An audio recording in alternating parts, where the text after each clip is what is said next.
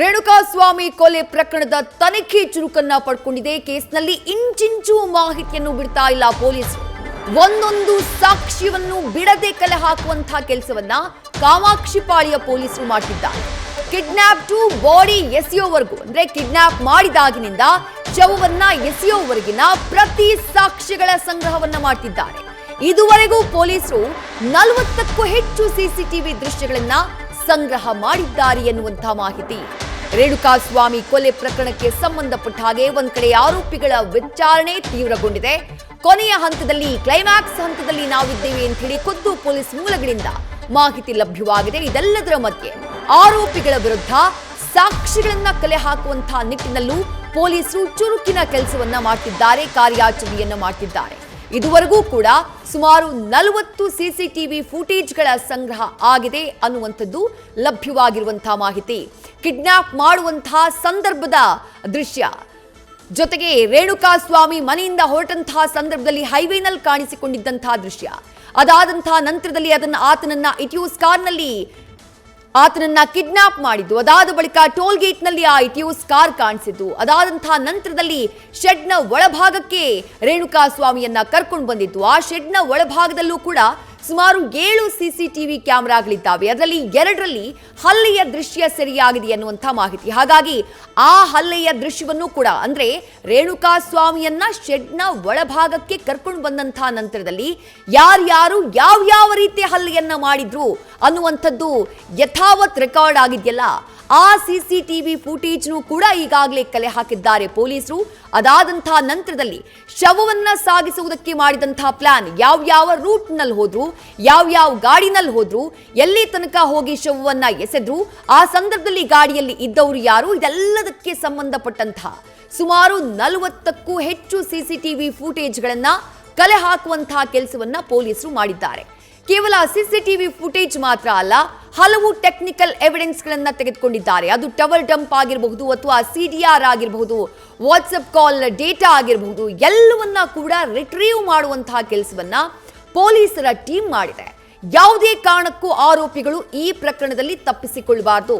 ಎವಿಡೆನ್ಸ್ನ ಕಾರಣಕ್ಕಾಗಿ ಆರೋಪಿಗಳಿಗೆ ಇಲ್ಲಿ ರಿಲೀಫ್ ಸಿಗಬಾರ್ದು ಅನ್ನುವಂತಹ ಕಾರಣಕ್ಕಾಗಿ ಪ್ರಕರಣಕ್ಕೆ ಸಂಬಂಧಪಟ್ಟ ಹಾಗೆ ಇಂಚಿಂಚು ಮಾಹಿತಿಯನ್ನ ಕಲೆ ಹಾಕ್ತಾ ಸಿಕ್ಕಂತಹ ಸಾಕ್ಷ್ಯಗಳನ್ನ ಸಂಗ್ರಹ ಮಾಡುವಂತಹ ನಿಟ್ಟಿನಲ್ಲಿ ಪೊಲೀಸರು ಸಿದ್ಧರಾಗಿದ್ದಾರೆ. ಪೊಲೀಸರು ತಯಾರಿಯನ್ನ ಮಾಡಿಕೊಳ್ತಿದ್ದಾರೆ. 3 ದೃಶ್ಯಗಳನ್ನ ಗಮನಿಸ್ತಾ ಇದ್ದೀರಿ ನೀವು.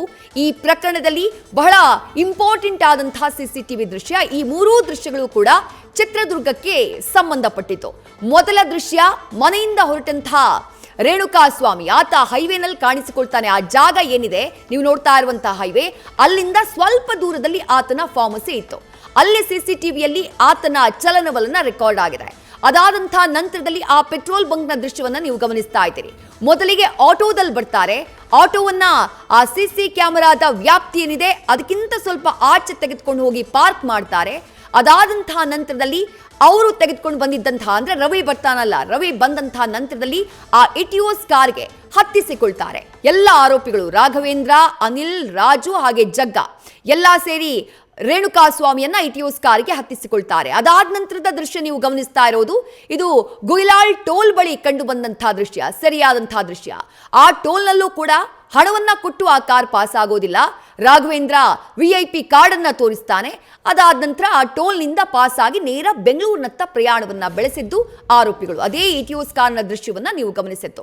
ಆ 3 ಇಟಿಯೋಸ್ ಕಾರ್ನ ದೃಶ್ಯಗಳು. ಅದಾದ ನಂತರದ ಸಿಸಿಟಿವಿ ಫುಟೇಜ್ ನೀವೇನ್ ಗಮನಿಸ್ತಾ ಇದ್ದೀರಿ 4ನೇ ವಿಂಡೋದಲ್ಲಿ, ಇದು ಕೊಲೆ ನಡೆದಂತಹ ನಂತರದಲ್ಲಿ ರೆಕಾರ್ಡ್ ಆಗಿರುವಂತಹ ಸ್ಕಾರ್ಪಿಯೋ ಕಾರ್ ಹಾಗೆ ವಿನಯ್ ಹೆಸರಿನಲ್ಲಿರುವಂತಹ ರೆಡ್ ಕಲರ್ ಜೀಪ್ ಏನಿದೆ ಅವುಗಳ ಓಡಾಟ. ಆ ಶೆಡ್ನ ಸುತ್ತಮುತ್ತ ಆ ಗಾಡಿಗಳು ಓಡಾಡಿರೋದು ಅಂದ್ರೆ ಬಾಡಿನ ಎಸೆಯೋದಕ್ಕೆ, ಶವವನ್ನ ಎಸೆಯೋದಕ್ಕೆ ಅವರು ಪಟ್ಟಂತಹ ಪ್ರಯತ್ನಗಳಿದೆಯಲ್ಲ ಅವೆಲ್ಲವೂ ಕೂಡ ಸಿಸಿಟಿವಿನಲ್ಲಿ ರೆಕಾರ್ಡ್ ಆಗಿದೆ. ಕೇವಲ ಇಷ್ಟು ಮಾತ್ರ ಅಲ್ಲ, ಆ ಶೆಡ್ನ ಒಳಭಾಗದಲ್ಲಿ ನಡೆದಂತಹ ಕೃತ್ಯ, ರೇಣುಕಾಸ್ವಾಮಿಯ ಮೇಲೆ ನಡೆದಂತಹ ಮಾರಣಾಂತಿಕ ಹಲ್ಲೆ, ಆ ಹಲ್ಲೆಯಿಂದ ಆತ ಸಾವನ್ನಪ್ಪಿದ್ದು, ಇಡೀ ಘಟನೆಯ ಇಂಚಿಂಚು ಮಾಹಿತಿ, ಇಂಚಿಂಚು ದೃಶ್ಯಗಳು ಕೂಡ ಸಿಸಿಟಿವಿನಲ್ಲಿ ರೆಕಾರ್ಡ್ ಆಗಿದೆ ಅನ್ನೋದು ಪೊಲೀಸ್ ಮೂಲಗಳಿಂದ ಸಿಕ್ಕಿರೋ ಮಾಹಿತಿ. ಆ ಶೆಡ್ನ ಒಳಭಾಗದ ಸಿಸಿಟಿವಿಯನ್ನು ಕೂಡ ಇಡೀ ಪ್ರಕರಣಕ್ಕೆ ಮಹತ್ವದ ಸಾಕ್ಷಿ ಆ ಶೆಡ್ನ ಒಳಭಾಗದ ಸಿಸಿಟಿವಿ, ಅದನ್ನ ಕೂಡ ಕಲೆ ಹಾಕಿದ್ದಾರೆ ಈಗಾಗಲೇ ಪೊಲೀಸರು. ಈ ಎಲ್ಲ ಸಾಕ್ಷ್ಯಗಳನ್ನ ಇಟ್ಕೊಂಡು ಈ ಸಿಸಿಟಿವಿ ಫುಟೇಜ್ಗಳು ಮಾತ್ರ ಅಲ್ಲ, ಆರೋಪಿಗಳ ಕಾಲ್ ಡೀಟೇಲ್ಸ್ ರೆಕಾರ್ಡ್ ಸಿಡಿಆರ್ ಜೊತೆಗೆ ಟವರ್ ಡಂಪ್ ಮಾಹಿತಿಯನ್ನ ಕಲೆ ಹಾಕಿದ್ದಾರೆ. ಅಷ್ಟು ಮಾತ್ರ ಅಲ್ಲ, ಇಡೀ ಪ್ರಕರಣಕ್ಕೆ ಸಂಬಂಧಪಟ್ಟ ಹಾಗೆ ಯಾವ್ಯಾವ ರೀತಿಯ ಕೆಲಸಗಳು, ಯಾವ್ಯಾವ ರೀತಿಯ ಕೃತ್ಯಗಳು ತಪ್ಪಿಸಿಕೊಳ್ಳುವುದಕ್ಕೆ ಅಥವಾ ಕಿಡ್ನಾಪ್ ಮಾಡುವುದಕ್ಕೆ ಆಗಿದೆಯೋ ಅದೆಲ್ಲದಕ್ಕೆ ಸಂಬಂಧಪಟ್ಟಂತಹ ಇಂಚಿಂಚು ಎವಿಡೆನ್ಸ್ಗಳನ್ನ ಕಲೆ ಹಾಕುವಂತಹ ಕೆಲಸವನ್ನ ಪೊಲೀಸರ ತಂಡ ಮಾಡಿದೆ. ಮತ್ತಷ್ಟು ಡೀಟೇಲ್ಸ್ ನಮ್ಮ ಪ್ರತಿನಿಧಿ ಅಂಕಿತಾ ನೀಡ್ತಾ ಹೋಗ್ತಾರೆ. ಅಂಕಿತಾ, ಹಲವು ಸಿಸಿಟಿವಿ ಫುಟೇಜ್ಗಳು ಲಭ್ಯ ಆಗಿದೆ, ಜೊತೆಗೆ ಬಹುತೇಕ ಟೆಕ್ನಿಕಲ್ ಎವಿಡೆನ್ಸ್ಗಳನ್ನ ಕಲೆ ಹಾಕುವಂತಹ ಕೆಲಸವನ್ನ ಪೊಲೀಸ್ ಇಲಾಖೆ ಮಾಡಿದೆ. ಎಲ್ಲಕ್ಕಿಂತ ಮುಖ್ಯವಾಗಿ ಶೆಡ್ನ ಒಳಭಾಗದ ಸಿಸಿಟಿವಿ ಫುಟೇಜ್ ಕೂಡ ಈಗಾಗಲೇ ಪೊಲೀಸರ ಕೈ ಸೇರಿದೆ ಅನ್ನುವಂಥ ಮಾಹಿತಿ. ಈ ಎಲ್ಲ ಸಾಕ್ಷಿಗಳು ಆರೋಪಿಗಳಿಗೆ ಕಠಿಣ ಶಿಕ್ಷೆಯನ್ನ ಒದಗಿಸುವುದಕ್ಕೆ ನೆರವನ್ನ ಕೊಡುತ್ತಾ ಅಂತ ಹೇಳಿ.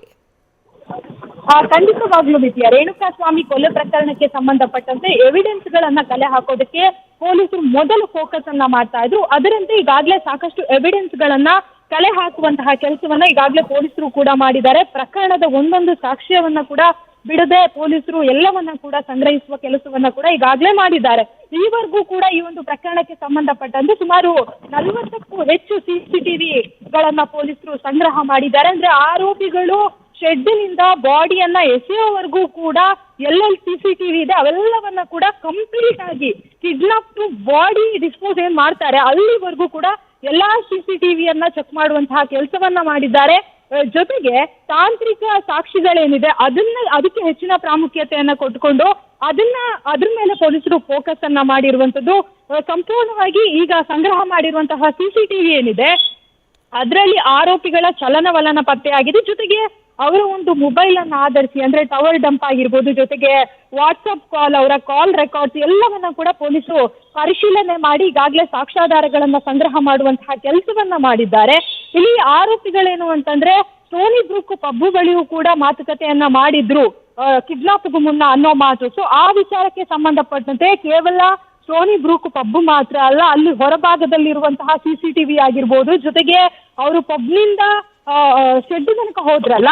ಅಂಕಿತಾ, ಅನ್ನಪೂರ್ಣೇಶ್ವರಿ ನಗರ ಠಾಣೆಯಲ್ಲಿ ಸದ್ಯಕ್ಕೆ ಏನಾಗ್ತಾ ಇದೆ ಅಂತ ಹೇಳಿ ಒಂದಿಷ್ಟು ಡೆವಲಪ್ಮೆಂಟ್ಸ್ ನಾವು ಗಮನಿಸ್ತಾ ಇದ್ದೀವಿ. ಆರೋಪಿಗಳನ್ನ ಕೋರ್ಟ್ಗೆ ಕರ್ಕೊಂಡು ಹೋಗುವಂತಹ ಪ್ರಕ್ರಿಯೆ ಅಥವಾ ಏನ್ ನಡೀತಾ ಇದೆಯಲ್ಲಿ ಅಂತ ಹೇಳಿ ಅಂಕಿತಾ? ವಿದ್ಯಾ, ಇಲ್ಲಿನ ಬೆಳವಣಿಗೆಯನ್ನ ನೋಡಿದ್ರೆ ಎಲ್ಲ ಒಂದ್ ಕಡೆ ಆರೋಪಿಗಳನ್ನ ಇವತ್ತೇ ನ್ಯಾಯಾಲಯದ ಮುಂದೆ ಪ್ರೊಡ್ಯೂಸ್ ಮಾಡುವಂತಹ ಲಕ್ಷಣಗಳು ಕಾಣ್ತಾ ಇದೆ. ಅದಕ್ಕೆ ಸಂಬಂಧಪಟ್ಟಂತೆ ಪೊಲೀಸರು ಕೂಡ ಎಲ್ಲಾ ರೀತಿಯ ಸಿದ್ಧತೆಗಳನ್ನ ಮಾಡ್ಕೊಂಡಿದ್ದಾರೆ.